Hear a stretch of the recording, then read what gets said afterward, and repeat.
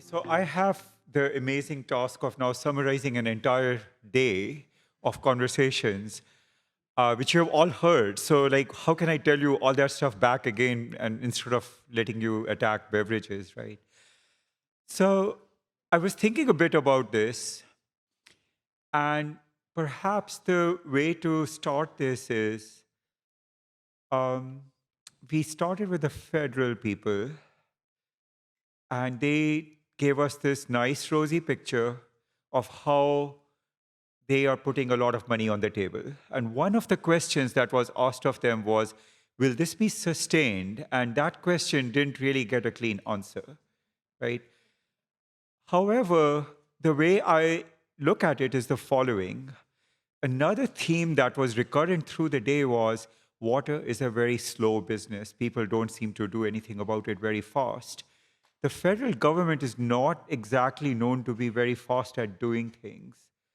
So if they are actually starting to put money on the table and really saying that they are doing something about it, then that may mean that we are at a tipping point. Because if one of these colossally slow organizations, a sloth, finally figures out in the sloth world that it is time to do something, that means the sloths know something.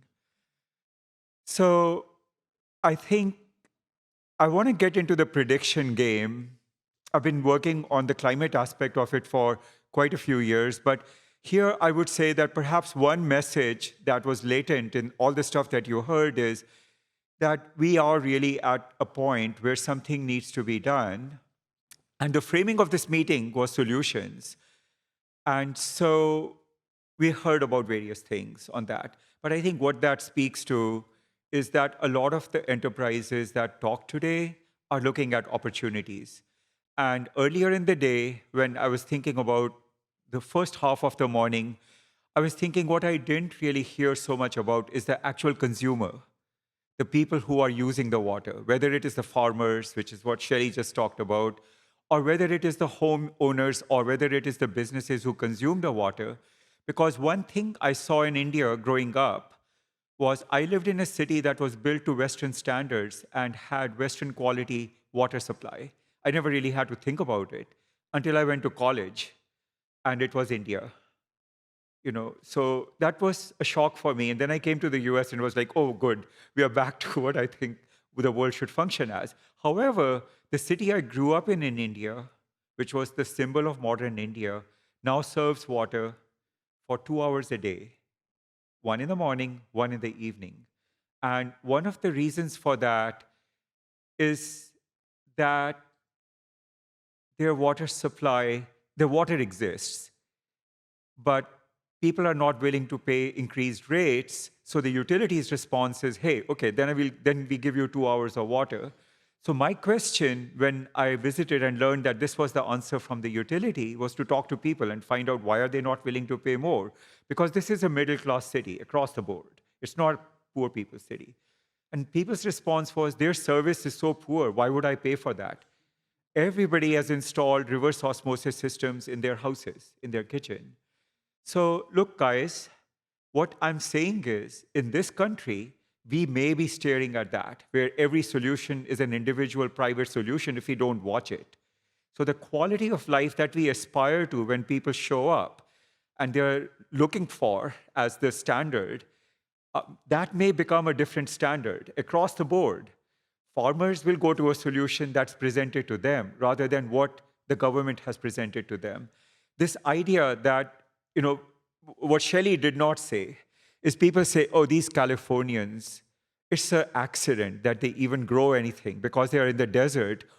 Who gave them the right to have water from somewhere so they can grow things? Guys, you need 3 ingredients to grow stuff. You need water, you need sun, and you need land. The productivity in California, in that location, is much higher than the productivity in New York. Here we have no shortage of water, but we have a shortage of sun and land. So you have to really think about the optimization across the inputs that you have and what you wish to produce off of it. okay, we have constraints on this. So we have to think through some of those things. For India, with groundwater depletion achieving world champion standards, what we discovered through our application was that simply shifting crops gets rid of that. So if you grow crop A in location B and crop B in location A, that does it. What Shelley talked about was they've already done this in this place in terms of economic optimization. So we have to think about a broader basket. And one of the things we learned from our work in India was that if I only focused on optimizing or the best solution for the place that was the worst hit, the number of choices are very limited. Once I expanded the basket to all of India, the choices improved. So these are some lessons for solutions that I think will apply to the US just as well.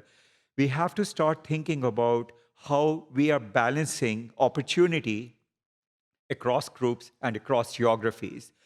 And the stories that you heard today, for the most part, that were coming from the private sector, they are really going to how they are leveraging some of these opportunities. Some of those opportunities I'm not particularly positive on. I'm skeptical. I would like to be proven wrong. A lot of the other opportunities, I think, will be developed. And what you heard from a variety of the people, including our partner Sciens, are that these opportunities are being leveraged and optimized and used by many, many people. So the future, I think, is bright. We just need to make sure that on the policy and governance side, the future is one that all the population ends up asking for and deserves. So that's my summary for the day. Hopefully, that's not too far out of line with what you guys heard. And I will now pass the thing back on to Alex, who's been a wonderful partner.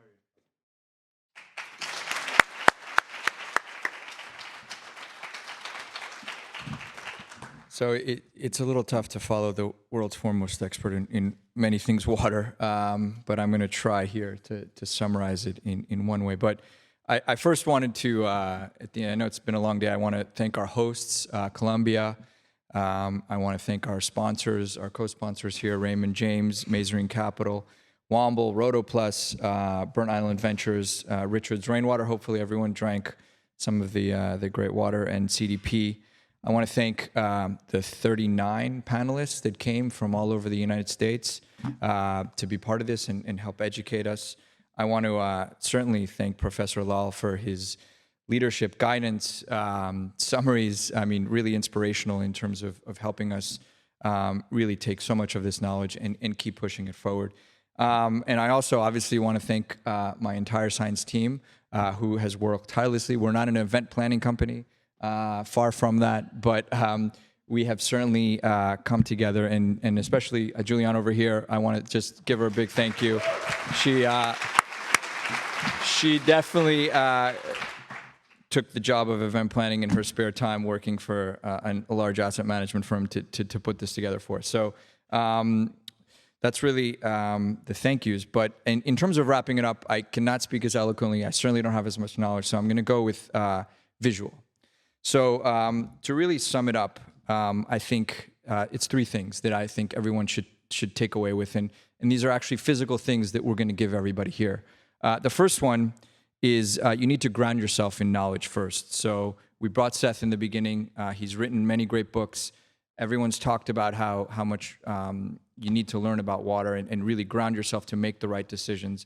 So really the first point is learn, research, take Seth's book. Take many books, listen to YouTube videos of Shelley talking about California, but really understand, take the time, read, research on policy, science, business, anything related to water, but you really need to ground yourself in that to really start and begin to solve.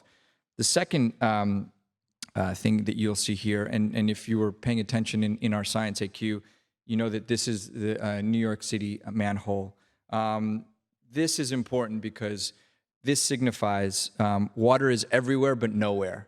So few people actually got this right, that there's several, this is the most prominent symbol in New York City, yet nobody knows what this is, which signifies that water is everywhere but nowhere. So when you look up, everyone encourages you, look up, smell the roses, look at the beautiful buildings. Well, starting today, I want everyone to look down and see that it's literally on every single block in Manhattan.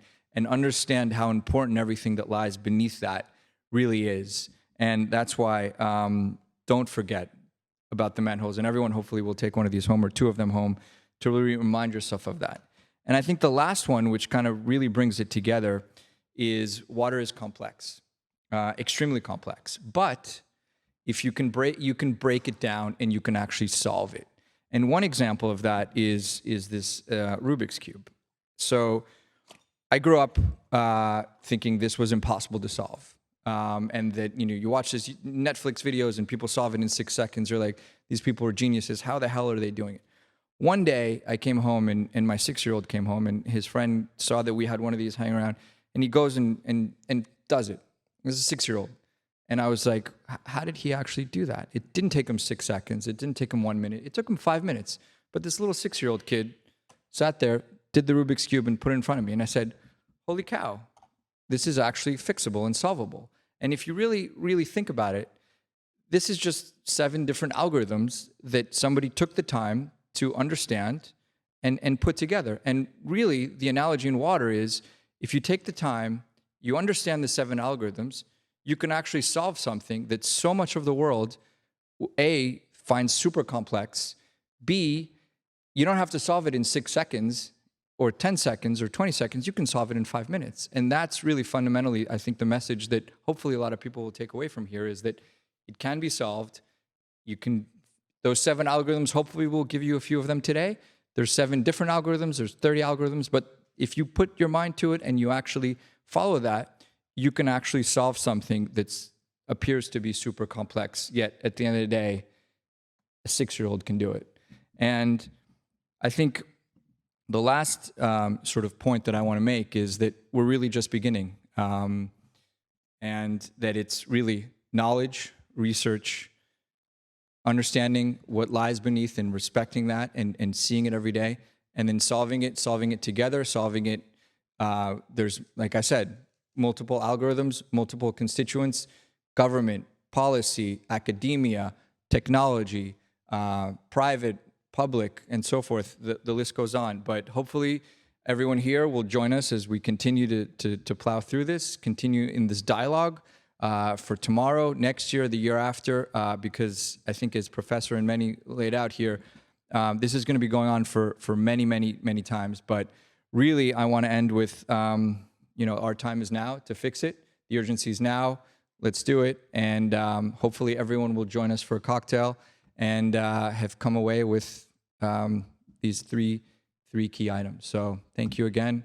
That's what I got.